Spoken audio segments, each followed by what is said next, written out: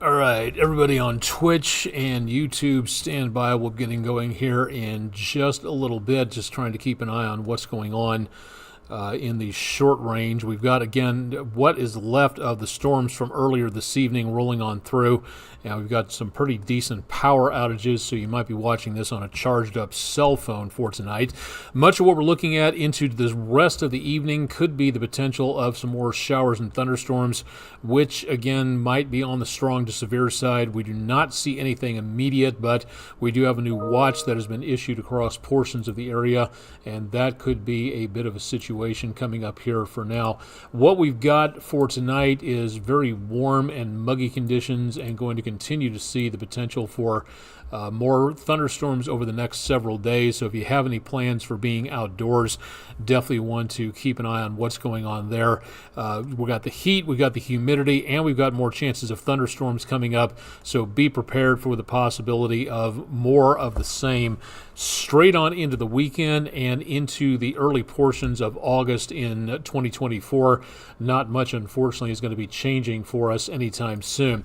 I'm Chief Meteorologist Austen Onek. This is Weather Overtime from downtown Chattanooga, Tennessee, and we're continuing again to monitor more potential for severe weather tomorrow.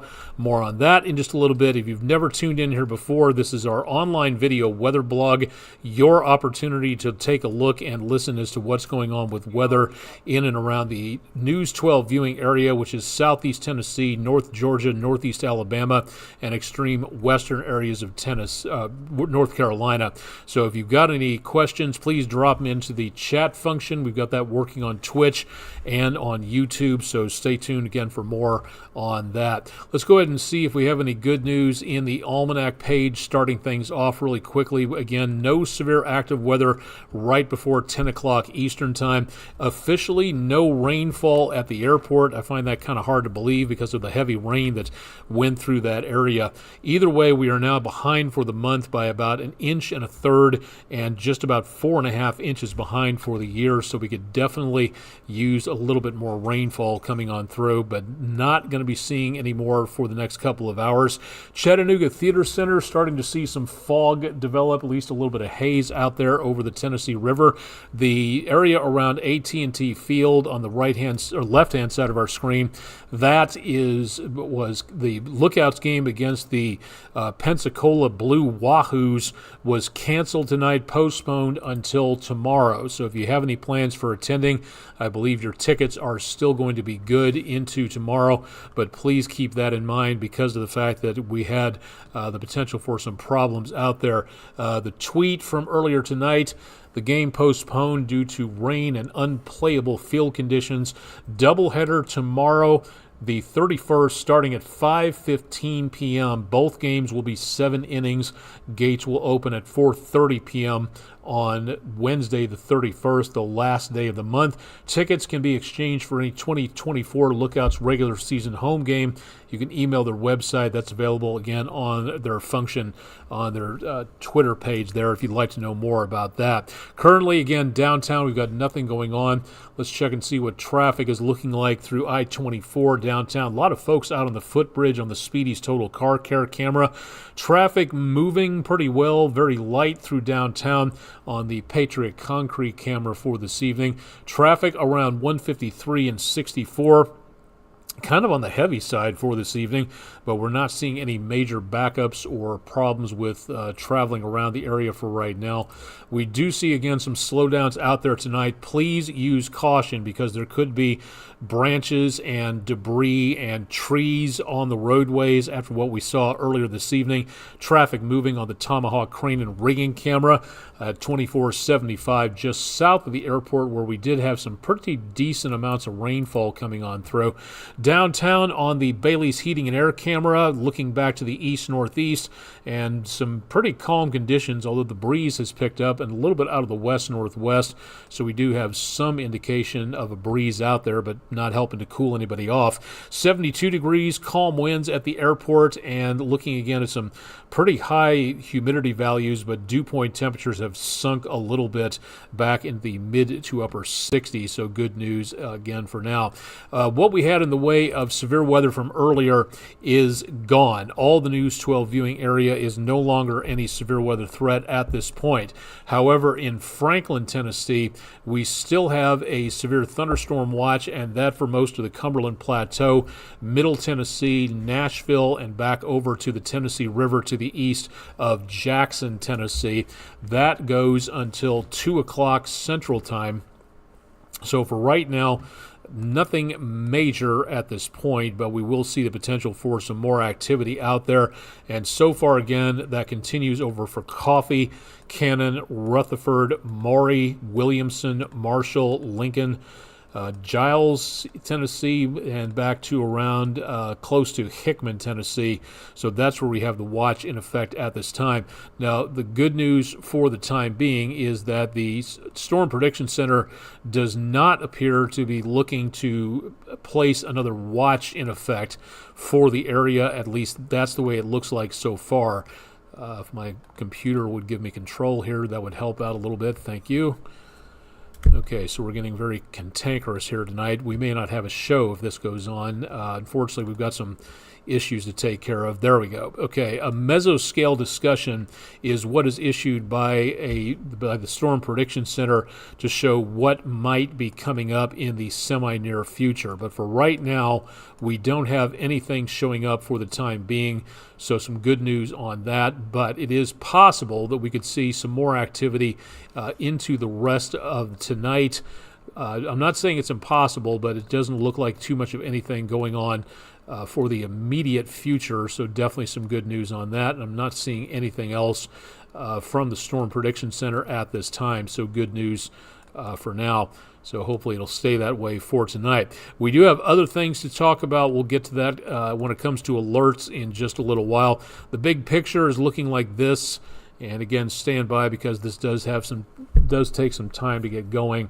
The wind arrows that you see on screen can sometimes slow down the data, especially when you're trying to edit something. So unfortunately, this still having some issues at this point. So hang on. Okay, here we go.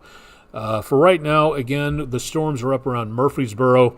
We'll take a look at live radar coming up here in just a little bit. We've got plenty of moisture coming in from off the Gulf of Mexico with that area of high pressure and a dying stationary front. What used to be a front, now just a stretched out area of low pressure called a trough. That's down around Charlotte, Atlanta, and over toward Birmingham and Montgomery. What we have left over is really not all that much. We'll go to live analysis and show you that we have, again, some activity just to the north and west of the viewing area, but we do not have anything showing up in the way of warnings just past 10 o'clock for this evening. Northwest of McMinnville, storm that may contain some half-inch size hail up toward I-40. Likewise, less than half an inch size hail. Not as good as conditions for this one. Not seeing any major threat of tornadoes. We do have a severe thunderstorm watch and what looks to be a flash flood warning for portions of the area there, so that could be a bit of a situation around Murfreesboro between there and Shelbyville. Those storms moving to the east-southeast. Most of the strongest portion of the storm that was around Murfreesboro is, again, making its way over toward McMinnville, but that also has lost a lot of its punch. That, again, making its way over, I believe, if I'm not mistaken here.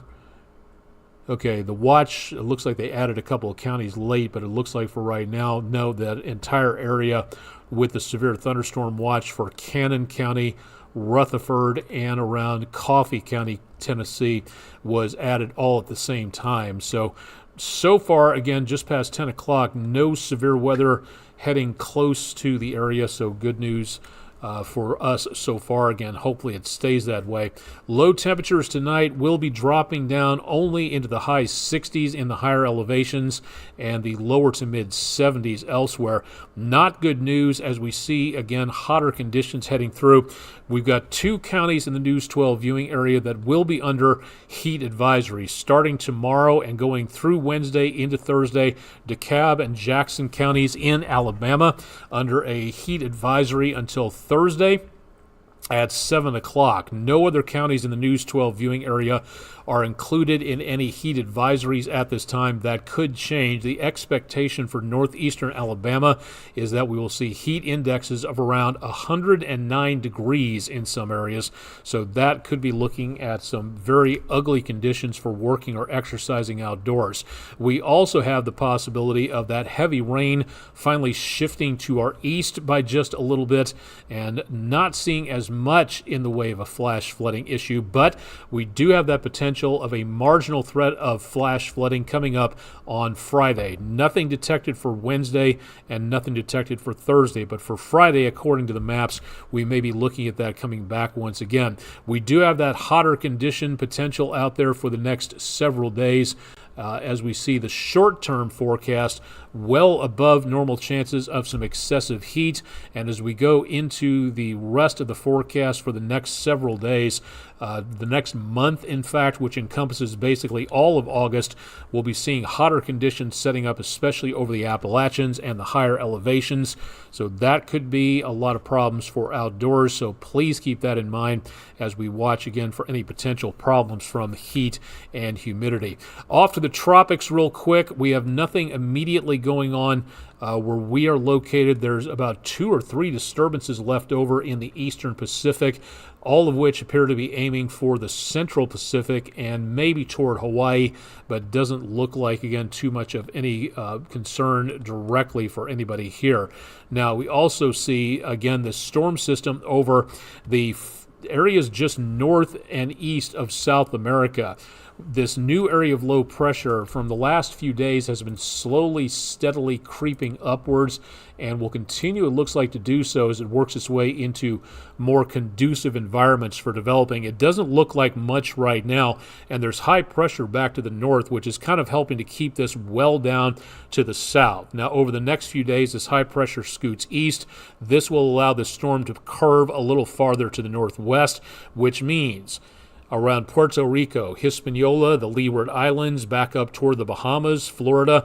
In the next several days, the expected area of where this is going to be going towards is right into around southeastern United States and back around Florida. So we do see some threat here. Now, whether or not that could make its way into the Gulf, that is still a bit of a concern. Doesn't look likely at this point, as again, we're looking way into the weekend and early next week as this gets a little closer. The storm has still not developed into any healthy amount of rotation. We're not seeing anything going on here that says this is going to become a very powerful storm. So as of right now, this storm has not received an invest number or an area of investigation designation. So we don't see that just yet, which means we can't give you any spaghetti models to give you an idea as to where in general it's going to be going with more accurate detail. But we do have this, again, from the National Hurricane Center saying a gradual turn to the northwest and good possibility of seeing that storm system develop into something a little bit more healthy into the next several days. So if you're heading toward Florida, if you're going toward anywhere on an ocean-going voyage, the Keys, the Gulf Coast, the East Coast, now would be a good time to pay very close attention to this.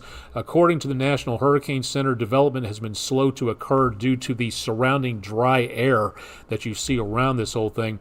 Environmental conditions are forecast to gradually become more conducive over the warmer waters of the southwest Atlantic, and a tropical depression could form late this week while the system is in the vicinity of the Greater Antilles or upwards toward the Bahamas. So this could develop very, very quickly. The dry air surrounding this from the Sahara is doing a good job of sapping its strength, but it is also possible that just like Beryl, if there's enough of a pocket of moisture with dry air surrounding it to the west, north, and east, we might see this develop very, very quickly. And that is why we're telling you about this, to make certain that you are paying attention, because with temperatures like this across the Bahamas, the Caribbean, the Gulf, and into the Atlantic, this again is pure rocket fuel for these storms, especially when they start getting up in the high 80s, where it's bathtub water, where the temperature is again very much on the warm side.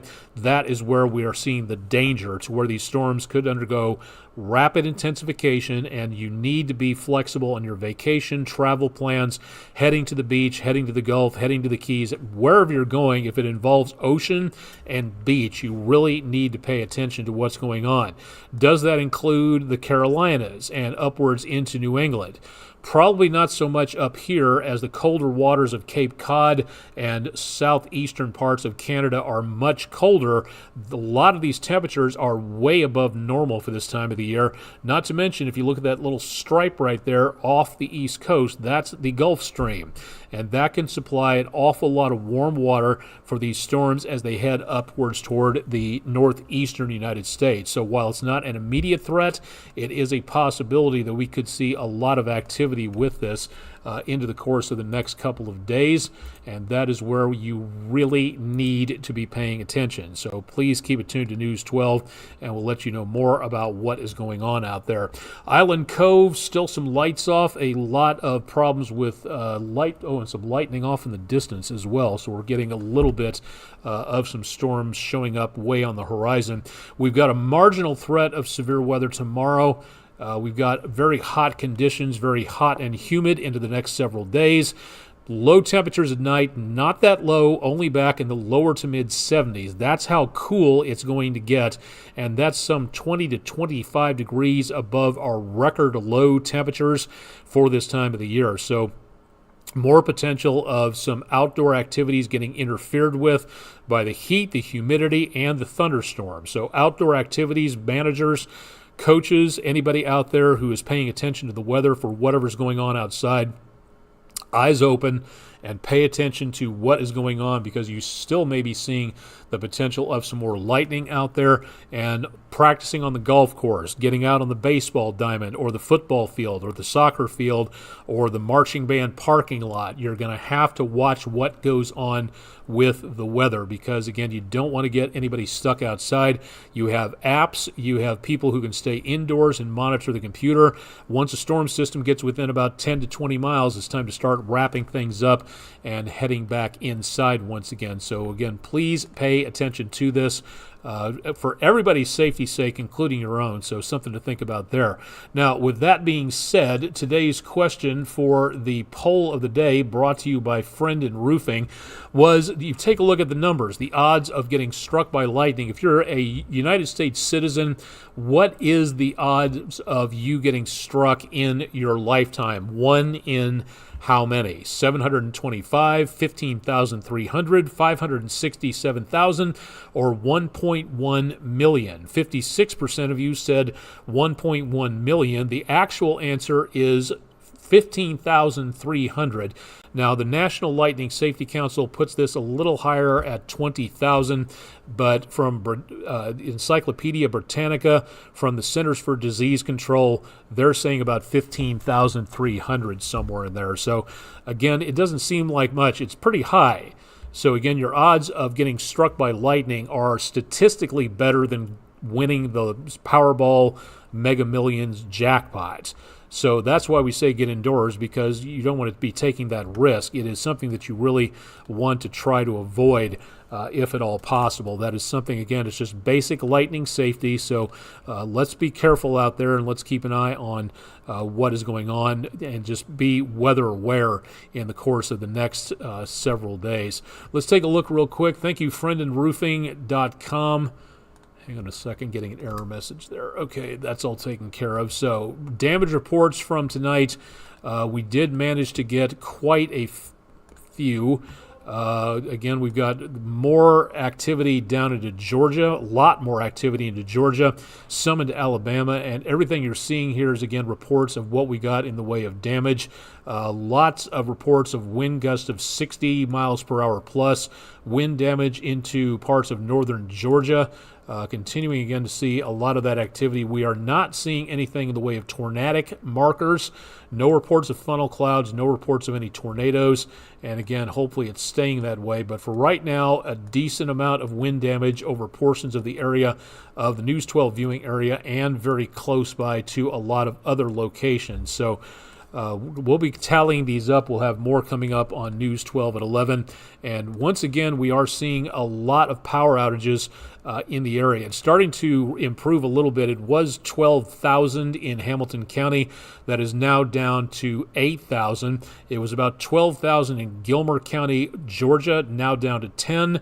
It was about 5 in Walker County, Georgia. It's now down to 1,100 folks in Marion, 400 in Sequatchie, 200 in Grundy, Ray, and that's it for there. 700 in Meigs, 3,000 without power over toward Cherokee. So a lot of folks without power tonight, and I know the local authorities are working on that to make certain that everybody is back on power for right now. Once again, if you're just joining us, we do have a severe thunderstorm watch just next door to our viewing area, but we have no indication from the Storm Prediction Center that we are seeing anything new developing. Let me go back to anything here. Okay, still nothing from the Storm Prediction Center. So good news for right now. It is possible that this area could see development of a more organized cluster of storms through about the next couple of hours, through about midnight Eastern time tonight, along the stalled boundary, which extends from Nashville through about Middle Tennessee. So it is possible that we could see more of that activity going on into the next couple of hours. So definitely want to keep it tuned to News 12. We'll keep you updated on that. But for right now, it looks like most of the activity, well, we do have one severe thunderstorm warning for Cannon and Rutherford. That was earlier tonight, and now all we have is a flash flood warning, it looks like, for that same area. Lots of lightning coming on through. Let me adjust the camera here real quick and get it back over here, and then we'll start everything back over again. That's where we're seeing the potential for, again, some stronger storms. And while we are seeing some special weather statements in the beige-colored counties there, we're not seeing any more in the way of severe weather, so good news again on that, making its way down to the southeast. We'll continue to monitor this through News 12 at 11.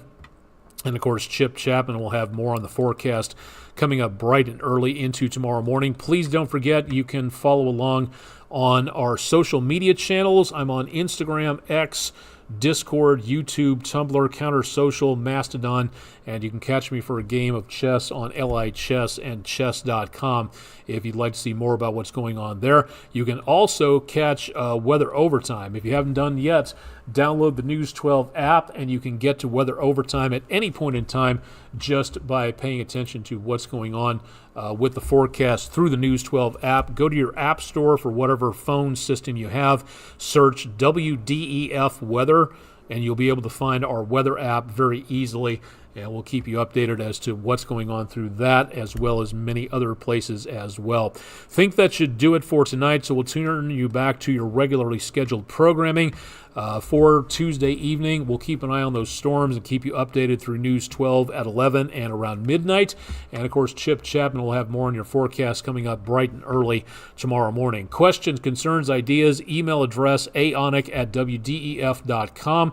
And you can catch all of our information down at the bottom of the screen, wdef.com/weather. Thanks for joining us for Tuesday evening. I'm Chief Meteorologist Austen Onek. Thanks to everybody on Twitch and YouTube for tuning in.